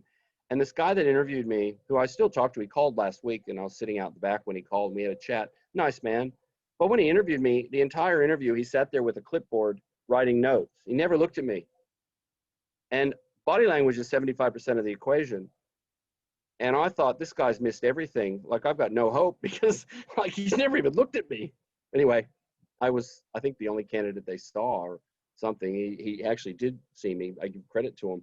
But that's my point. When you're talking to somebody, you got to watch them. You got to understand the body language and how well have they received this. Is this a real shock? Or is this something they knew? Is this something they're reacting well to? Is this something they see as an opportunity? Is this something they're seeing as a real threat? And that will help guide you as to how you deal with the other end of it. So watching people, watching their reactions, if they have any, is really important. You know, same thing. And if I'm in a listing appointment, the last thing I want to do is have my head down. I want to be looking at the, you know, the potential vendors as much as possible to gauge their reaction to everything said, and to look at the eye contact between the other people, you know, without question. Same in an interview. I do not sit there and read their CV. I don't look at notes. I don't write notes. I just look at the person and I see what they're telling me. Are they telling me what they really believe? Are they telling me what they think I want to hear? Is there any depth to what they're telling me? And if I'm not watching them, I'm missing it. So I think just being really observant. Anything else, guys? I don't think I'm going to continue watering. I was doing some watering before waiting. All right, thanks everybody. I will put that task out as some homework between now and the next session. On Monday, we're going to just work on Covey, but on Wednesday we're going to have a shift out of Covey, out of leadership, and do some good stuff. We're going to do communication and DISC, which is a lot of fun. So we'll be doing that on Wednesday next week. Take care, everybody. Thanks, Bradley. Thank you, Bradley. Thank you, Bradley.